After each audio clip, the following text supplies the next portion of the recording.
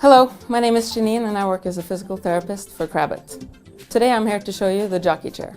The jockey chair was built on an idea from hippotherapy. What they saw in hippotherapy were a lot of kids coming in, sitting in wheelchairs with a lot of upper body support. But what happened when they came over on the horseback was that they weren't in that much need of that support. And they were actually able to stay more upright.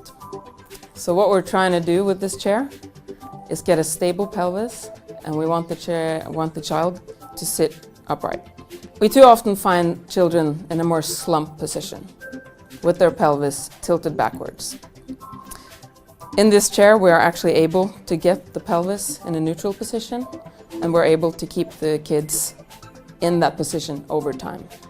The best way for me to explain how the jockey chair works is to actually seat a child in it, and then show all the adjustments that I want to make. Today we have Aisha with us.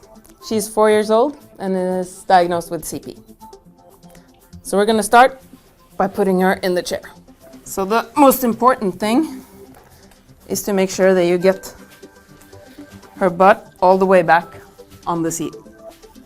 After that, the most important thing is to make sure you secure the hip belt right away. And this needs to be tight to prevent her from sliding forwards.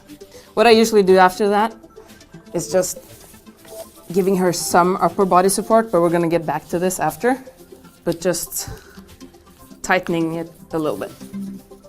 Now I want to make sure that her pelvis is all the way back on the seat. And we've actually done a good job of that. The next step is to make sure that we have the straps for the hip belt securely fastened. So we start by pulling on these back straps, and now she's not able to slide forwards at all. Also check the front straps. After that, we want to try and create that stable base for her. And in doing that, we've got to make sure that she gets the right angles in her hip joint, knee joint, and her ankle joint. So we start by checking her hip joint. We're aiming at an open hip angle. We do not want that 90-degree angle, which you get in a regular seat. So we just try to make sure it's open.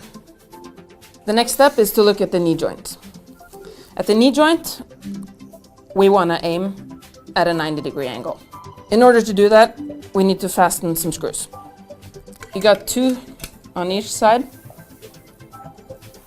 of the footrests. Here, and here. When these are opened, you're able to slide the footrest all the way up.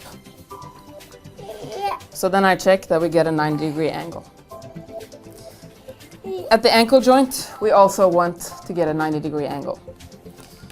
You might have to open this in order to locate the screw.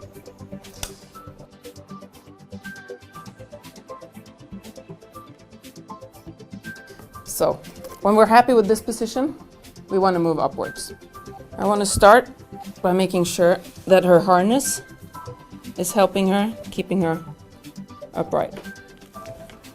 A lot of times, it might be hard to get the child all the way back. We have the option of turning a little handle underneath here so that we can actually tilt the whole chair a bit.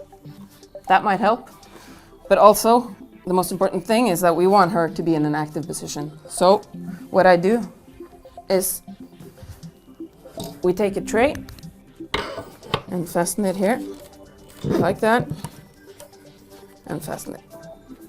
A lot of the times the children can then use the table to help them extend their upper body. We also want to make sure that Aisha's headrest and side support are helping her maintain this position. The side supports are opened here, and then we're able to slide them inwards and upwards or downwards to make sure she gets the best support possible. We want her to have these 3 points of support: her hip belt and her 2 side supports. Her head support is opened here, and you can adjust inwards, outwards, and also the height. So the next step for me would be to check all the angles to see if I've done a good job positioning the child. We start by checking the angle at her hips. Now this angle you can see is a lot more open than the 90-degree angle in a regular chair, so I'm pretty happy with that.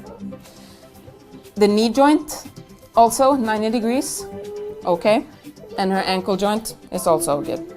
So in this position, Aisha is given a stable pelvis.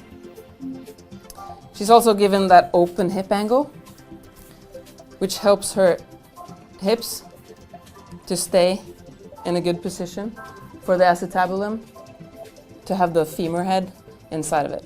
This is extremely good to prevent luxations. Her hips are actually in what we call an anatomical resting position. This is a good position because all of our muscles around this area are now resting. Biggest difference, I would say, the jockey chair in contrast to a regular chair, is that you can see that her feet are now in a position underneath her. In a regular chair, her feet would be in front. Now what this does is that this really helps her to actually stay more upright. If she pushes now on her feet, this is going to help extend her upper body. But if her feet were in front of her, that push would actually only slide her more out of position. Also, she gets a more wide support on her feet. She also gets a more wide base of support, and this is going to help stabilize her pelvis. The seating Aisha gets in the jockey chair is good in a lot of ways. Her shoulders are in a more good position now in order to do activities. And as I've said a lot of times, she's more upright. The upright position, let's see, is actually helping her to breathe. Even her internal organs are now more and not being squeezed together. As a checkpoint at the end, what we do is we try to picture a rectangle on her stomach. We picture this point, the lower part of her rib cage on both sides, and 2 points here on her iliac crests. If this rectangle is looking like a perfect rectangle, we've done a good job. That means that she is upright, in a good position, and none of her organs are being squeezed together. So, in conclusion, what we tried to do with the hippotherapy idea, we were able to transform this into everyday life situation. Aisha is able to use this chair in the kindergarten every day and also at home.